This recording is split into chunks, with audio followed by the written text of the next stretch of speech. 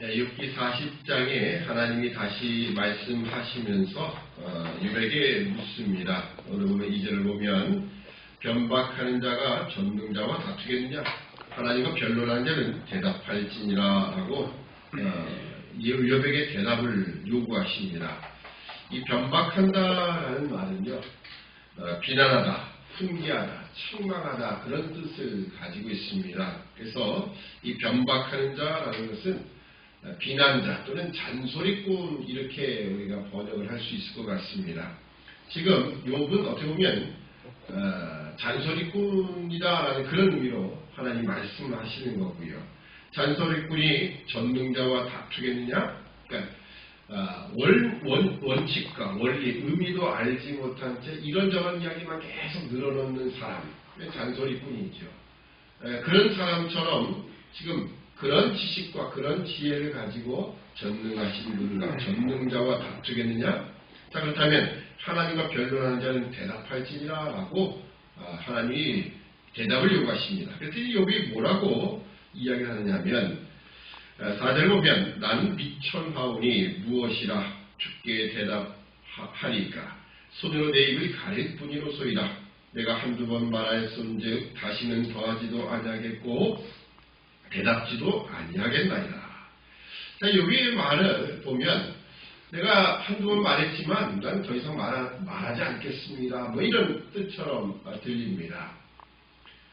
지금 욥의 입장을 우리 가만히 생각해 보면 욥은 자신의 무고함 때문에 왜 하나님이 이런 징벌을 내리셨는지, 또 친구들이 와서 왜 나를 이렇게 정죄하는지 나 하나님께 가서 한번 따져 묻고 싶다라고 했습니다.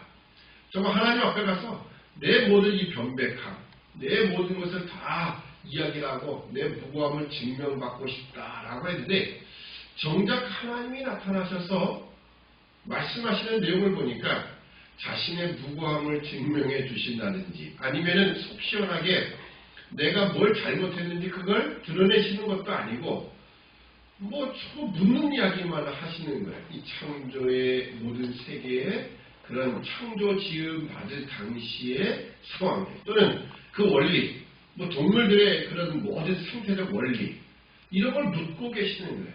그러니까 여기를 한마디로 대답을 할 수도 없을 뿐만 아니라 실질적으로 그렇게 말하는 그 하나님 앞에 뭐라고 또 이야기를 하게 되냐 그런 의미가 아마 있을 것 같습니다. 나는 이런 답을 원하는 것이 아니라 내 직접적인 고통의 원인을 묻고 그 답을 요구했는데 하나님은 전혀 다른 말씀을 계속 하시니 욥의 입장에서 보면 더 이상 뭐 내가 뭐라고 하겠습니까? 뭐 그런 뜻이 분명히 하나 있을 것 같습니다. 또 한 가지 뜻은 뭐냐면 왜 욥이 내가 한 번 두 번 말했으니 더 이상 이제 묻지도 않고 대답지도 않겠습니다. 왜 이렇게 이야기를 했을까라고 하는 거예요. 어떤 사람이 그런 거죠. 만약에 사장이다. 아니면 또는 뭐 대통령이다. 뭐 이제 말단 사원으로서 또는 뭐 평범한 국민으로서 막 그래서 우리 뭐 대통령 그랬죠. 대통령에 대해서 막 욕을 하고 뭐 불만을 막 이야기를 하는 거예요. 내가 대통령 만나기만 하면 내가 이거 반드시 따져 묻겠다. 그랬어요. 근데 정작 대통령 앞에 둘이 딱 만났습니다. 옆에 참모진도 있고 있는데 뭐 나한테 불만이 있다면 한번 이야기해봐. 그랬더니 거기서 뭐라고 하느냐. 정말 뭐 그럴 사람도 있겠지만 그냥 딱 말문이 막혀버리는 거예요. 그냥 말을 못하는 겁니다. 멍석을 깔아줬더니 말을 못하는 그런 모습도 아마 욥의 모습도 그런 면이 있지 않겠는가라는 이제 추측을 해보게 됩니다. 뭐 다 추측이에요. 왜냐하면 여기는 답이 성경에는 있지 아니니까요. 근데 딱 단서 하나가 등장을 합니다. 그 단서가 뭐냐면 4절에 있는 말씀인데요. 나는 미천하오니 무엇이라 주께 대답하리까. 사실 이 말은 나는 미천하다. 그러니까 전능하신 분과 이미 하나님이 야 너 변백하는 자, 야 나 전능자 다투겠느냐 라고 말을 했으니 대통령이 나타나서 야 너 뭐 나한테 뭐 할 말이 있다면 해봐. 그러면 당장 지위로 보나 권위로 보나 힘으로 보나 우리는 뭐라고 할 말이 없을 그런 상황이겠죠. 그래서 나는 미천하오니 무엇이라 주께 대답하리까. 사실 이 말로 본다면 하나님의 권위와 그 능력, 그 위험 앞에 나 뭐라고 할 존재가 못 됩니다. 그런 뜻도 되지만 그 다음 내용입니다. 손으로 내 입을 가릴 뿐이로소이다. 손으로 입을 가린다라는 이 표현을 쓰고 있습니다. 근데 이 표현은요, 욥기 안에 또 한 번 등장하는 이야기입니다. 욥기 29장에 보면 욥이 이런 말을 한 적이 있었습니다. 29장 9절에 보면 자신들이 이제 사람들 앞에 성문으로 나가면 청년들은 이렇게 슬그머니 자리를 피하고 그것은 방백들은 말을 참고 손으로 입을 가린다라는 이 표현을 쓰고 있습니다. 그러니까 방백들이 자신이 성문으로 나가면 입을 가리고 입을 손으로 막는 것. 그래서 자신의 말을 참고 있는 그런 표현을 한 적이 있었습니다. 그건 무슨 뜻이었냐면 그 방백들이 욥의 권위에 복종했다는 그런 의미입니다. 그러니까 욥이 어떤 그가 가졌던 사회적인 지위였지요. 그러니까 방백들, 그 세상 그 지방의 고을에 다스리는 관리들조차도 욥이 등장하면 자신의 입을 막고 입을 가리면서 욥이 뭐라고 하는가? 그 말의 결정을 따르겠다라는 그런 뜻이었습니다. 자, 그런 것처럼 지금 욥은 하나님 앞에서 내가 미천한 자가 뭐라고 하겠습니까? 내 입을 손으로 가릴 뿐입니다. 이런 표현을 쓰고 있는 거예요. 그게 무슨 뜻이냐면 욥은 이미 엘리후의 이야기와 그리고 하나님이 처음 하신 그 말씀을 따라서 사실은 이미 답을 얻은 것과 같아요. 물론 완전한 답은 아닙니다. 그럼에도 불구하고 내가 그 하나님의 권위 앞에 나는 복종하는 자로 있겠습니다라는 그런 뜻으로 입을 가리는 겁니다. 물론 아직 완전한 답은 얻지 못했습니다. 이제 후에 가면 42장에 가서야 욥은 제가 참 무지한 말로 무지한 말로 제가 범죄했습니다. 하나님 제가 제 가운데서 회개합니다. 이런 이야기를 하는 것처럼 사실 욥이 요구했던 답은 어디에도 없습니다. 어디에도 없지만 왜 갑자기 욥이 자신이 스스로 입으로 고백하기를 내가 회개합니다 라고 하는 그런 고백을 했을까? 바로 이것이 변화되는 하나의 모습입니다. 하나님의 권위 앞에, 하나님의 그 주권 앞에, 왜냐하면 이미 하나님은 이 모든 세상 창조물에 대한 주권을 가지고 계신 것. 이 세상 만물을 그리고 모든 동물들까지도 만들어내시면서 하나님은 나름대로 그 모든 것에 하나님의 각자 소명과 또 각자 또 일에 대한 모든 것들을 주셨다는 거예요. 그러니까 하나님이 나에게 고통과 아픔을 주시는 것도 하나님의 권위적인 차원에서 이건 내가 어쩔 수 없는 것이다 라는 차원에서 내 입을 가린다. 어떻게 보면 하나님의 권위 앞에 복종하겠다라는 그런 이야기를 하는 겁니다. 자, 그랬더니 이제 6절 이하에 하나님이 폭풍 가운데서 욥에게 다시 한번 말씀을 하시면서 7절에 너는 대장부처럼 허리를 묶고 내가 내게 묻는 것을 대답할지니라. 이 허리를 묶는다라는 것, 대장부처럼 허리를 묶는다는 것, 보통 전쟁에 나갈 때 이 허리띠, 우리 다 허리띠를 하고 있지만 허리띠 역할은 상당히 중요합니다. 가장 중요한 허리띠 역할이 여러분 역도 선수를 보시면 압니다. 역도 선수들은 힘을 한 번에 딱 집중해서 모아야 되는 사람들이거든요. 그래서 역도 선수는 다른 경기와 달리 허리에 벨트를 합니다. 물론 허리를 보호하는 차원도 있지만 힘을 한 번에 쓴다는 의미가 있습니다. 그래서 배를 약간 꽉 조여가지고서는 힘을 한 번에 딱 모으는 역할을 하게 되는 겁니다. 이게 대장부처럼 허리를 묶는다는 게 바로 그거예요. 그러니까 전쟁에 나갈 때도 보면 에베소서의 전쟁에 나갈 때 진리의 허리띠를 묶고 나가라. 왜 허리띠를 묶는 거? 허리띠 다 있지 허리띠를 왜 묶나? 하지만 그것이 힘을 모으는 역할을 하는 거거든요. 마찬가지로 너는 대장부처럼 허리를 묶고 물론 지금 욥의 상황이 얼마나 힘든 상황입니까? 지금 병으로 인하여 또 모든 환경으로 인하여 또 친구들로 인하여 저 절망의 나라로 떨어져 있는 이 욥이거든요. 그런데 이 욥에게 너는 대장부처럼 허리를 묶고 그리고 다시 한번 힘내서 생각해서 내가 내게 묻는 것을 한번 대답을 해봐라 라고 말씀을 하시는 겁니다. 그래서 8절에 보면 네가 내 심판을 피하려느냐? 스스로 의롭다 하여 나를 불의하다 하느냐? 욥이 지금 하나님의 심판을 피하는 자로 묘사하고 있습니다. 왜냐하면 자신이 스스로 의롭다 해서 하나님을 불의한 자로, 불의한 분으로 그가 표현했기 때문에 그렇습니다. 자, 9절에 보면 내가 하나님처럼 팔이 있느냐? 이렇게 팔이라는 것은요, 힘, 능력을 상징하는 겁니다. 하나님처럼 우렁차게 울리는 소리를 내겠느냐? 이거 바로 천둥 소리를 말하는 거고요. 그러니까 지금 천둥 소리, 야, 네가 그렇다면 너 이런 거 할 수 있느냐? 라고 하는 그런 부분이 됐죠. 자, 10절 이하로 너는 위엄과 존귀로 스스로 꾸미며 영광과 화면을 스스로 입을 진다. 여기 위엄, 존귀, 그리고 영광, 화미라고 하는 것은요, 화미라는 것은 이런 뜻이 있습니다. 화미는 하나님께만 있는 명예와 존귀함을 가리킵니다. 화미. 우리 이 한자어로는 우리가 잘 이렇게 쓰지 않는 단어이기 때문에 하나님께만 있는 명예와 존귀, 이걸 화미라고 이렇게 표현을 했습니다. 자, 이처럼 위엄, 존귀, 영광, 화미. 너만 이런 것을 스스로 한번 꾸미고 입어봐라. 그래서 뭐냐? 하나님만 가지고 있는 속성을 너도 한번 가져라. 그런 뜻입니다. 자, 그렇다면 너희 넘치는 노를 쏟아서 교만한 자를 발견하여 낱낱이 낮추되 곧 모든 교만한 자를 발견하여 낮추며 악인을 그 초소에서 밟아서 그들을 함께 진토에 묻고 그 얼굴을 싸서 어둑한 곳에 둘진다. 자, 이처럼 네가 하나님의 속성을 다 가진다면 그래 한번 네가 악인을 다 찾아서 네가 스스로 심판을 해봐라. 그런 뜻입니다. 물론 그건 불가능한 것이죠. 어떻게 욥이 또 우리가 하나님처럼 될 수 있겠습니까? 그건 불가능한 이야기죠. 자, 그렇다면 그리하면 마지막 14절 그리하면 내 오른손이 너를 구원할 수 있다고 내가 인정하리라. 왜냐하면 욥은 지금 하나님의 통치와 하나님의 주권, 하나님이 자신에게 고통을 준 것 그런 의미는 몰라요.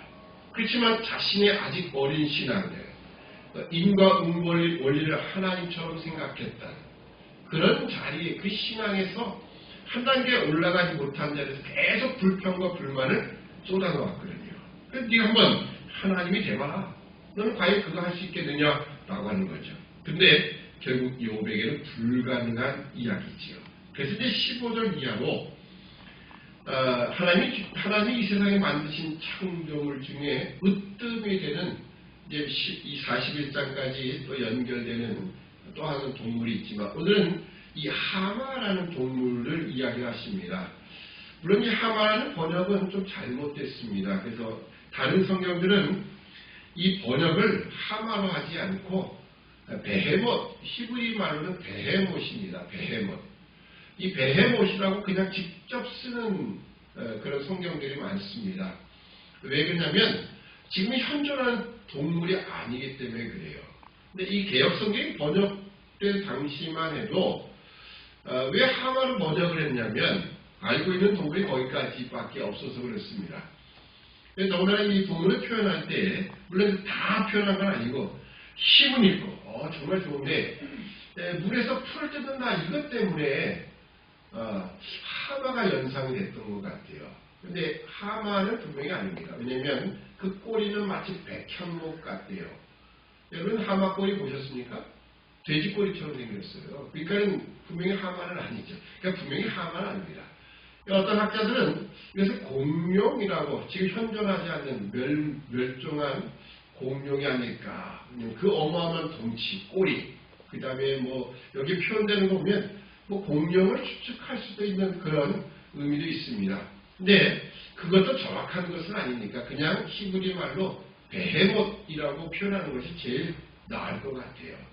뒤에 이제 41장에서 보면 이게 등장하는 거에 또 이 악어라는 게 있는데요. 악어도 사실은 좀 잘못된 표현입니다.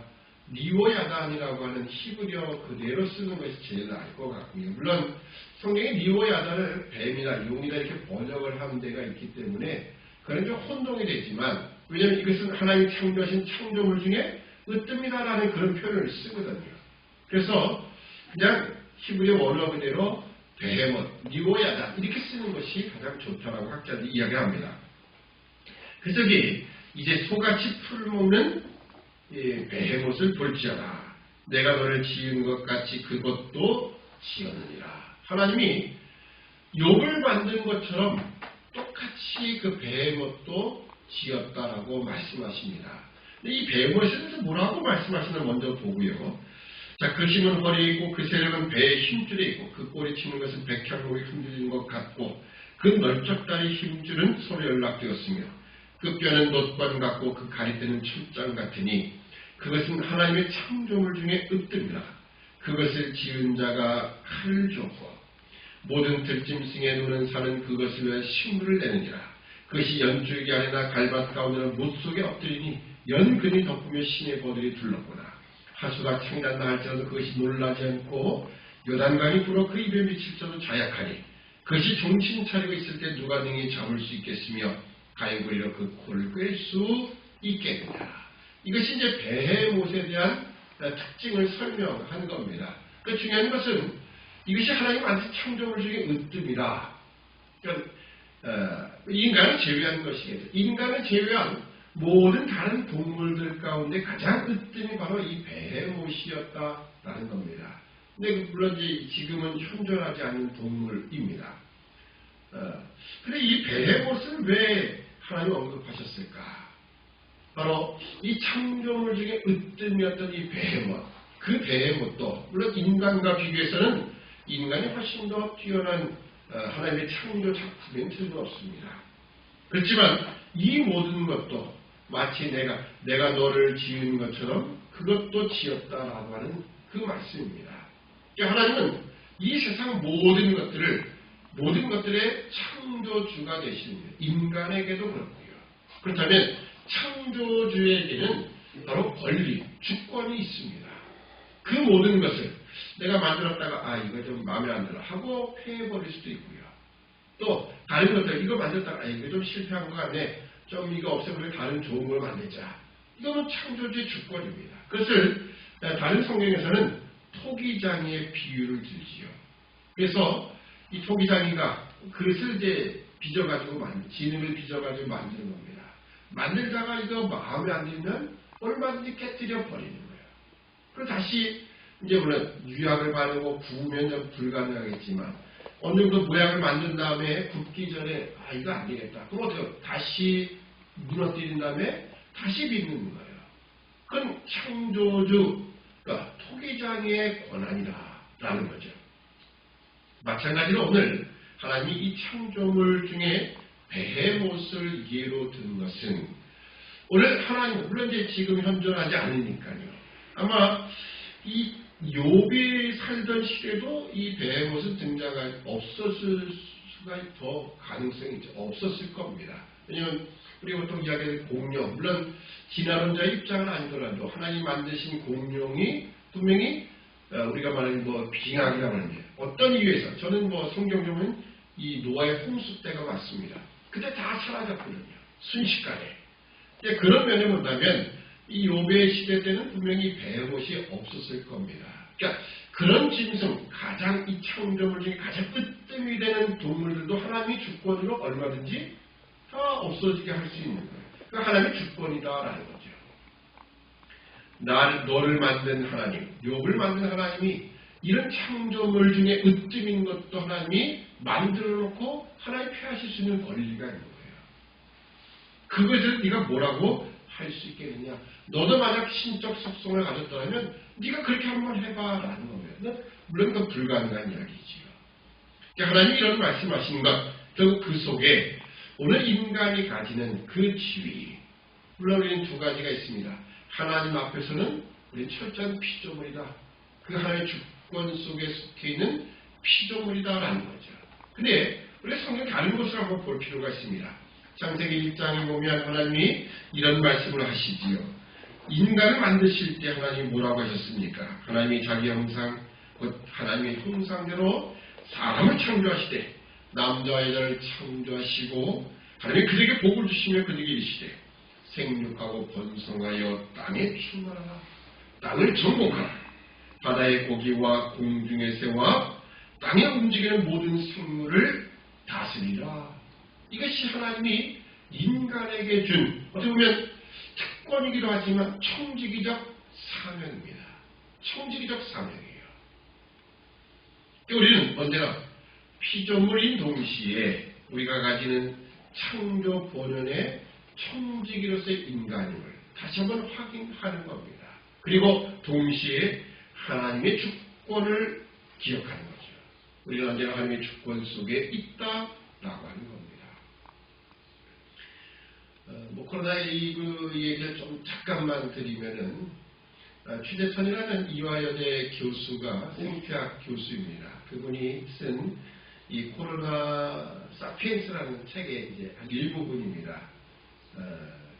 이 호모 사피엔스라는 말 들어보셨죠? 호모 사피엔스는 인간은 모든 이 생물들 가운데 가장 현명한 지위를 갖고 현명한 동물이라는 뜻에서 현명한 인류, 현명한 인간, 호모 사피엔스입니다.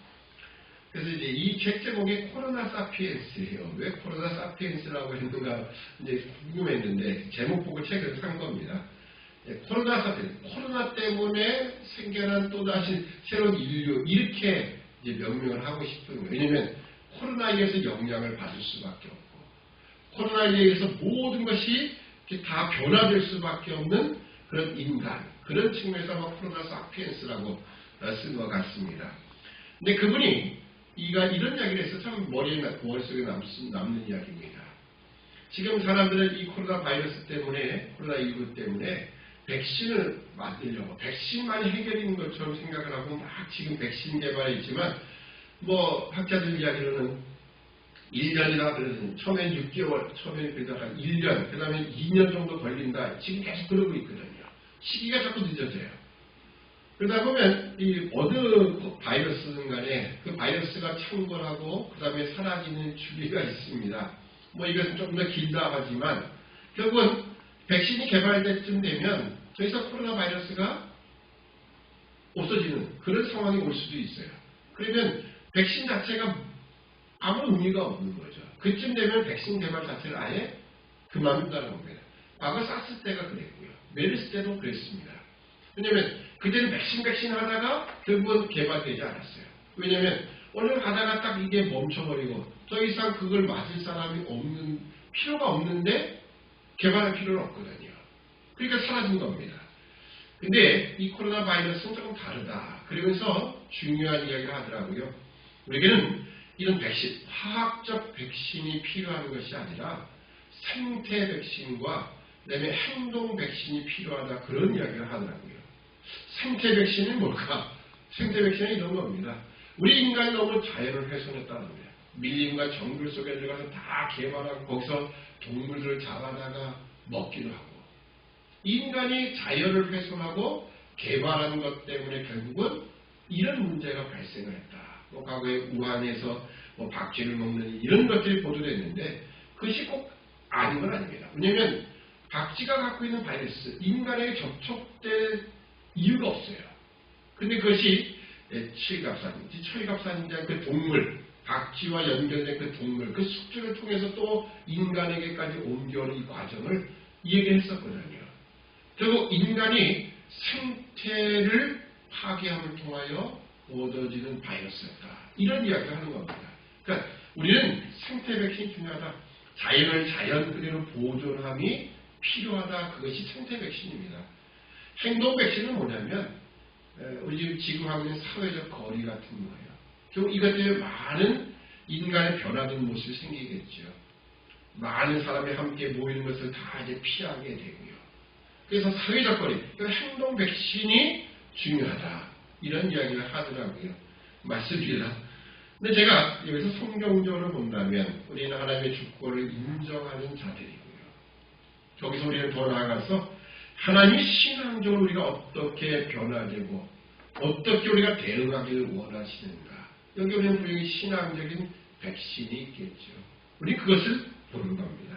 우리가 언제나 하나님의 주권을 인정하되 그 하나님의 주권 안에서 오늘 우리가 하나님이 창조하실 때 그 창조 본연의 청지기로서의 그 인간의 자리, 그것을 잘 지키되 이 모든 생물을 다스리고 정복하되 하나님 주신 그 자유를 파괴로서가 아니라 인간의 욕심을 채우기 위해서가 아니라 총리로서의 그 사명을 잘 감당하는 것, 이것이 오늘 가장 필요한 백신일 것입니다. 기도하겠습니다. 사랑의 아버지 하나님, 은혜와 사랑을 참으로 감사합니다. 오늘 욥에게 하나님이 욥을 만든 것처럼 베헤못도 만드신 하나님, 그러나 그 베헤못, 이 하나님 만드신 이 인간을 지은 모든 창조물 중에 으뜸조차도 하나님은 하나님의 계획과 하나님의 섭리 속에 다 멸종당하게 하셨던 것처럼 이 모든 일에 하나님의 주권이 있음을 우리가 다시 한번 확인케 하시고 그 하나님의 주권을 인정하고 고백할진대 오늘 우리에게 주시는 창조시의 그 본연의 청지교의 사명이 있는 우리 인간들, 우리가 이것을 어기고 인간의 욕심을 따라서 스스로 신이 되기를 원해서 하나님 자리까지 높아지려고 했던 우리 교만함 때문에 결국 이 코로나 바이러스가 우리에게 창궐할 수밖에 없었으며, 이것은 생태적, 환경적으로도 그럴 뿐만 아니라 우리 인간이 가지는 욕심이었고, 또 이것이 신앙적으로 볼 때는 우리 모든 믿음의 백성들조차도, 교회조차도 세상의 욕심에 끌려갔던 이 모습들로 인하여 하나님 우리를 심판하시되 다시 정결케 하시기 위하여, 깨끗게 하시기 위하여 우리를 이런 미물을 통하여 하나님 우리를 가르치심을 보게 됩니다. 다시 우리 성경으로 돌아가서 우리에게 하나님 주시는 창조 본연의 청지로서의 그 사명을 잘 감당하는 우리 모든 믿음의 백성들로 도와주옵소서. 감사하오며 예수님의 이름으로 기도되옵나이다. 아멘.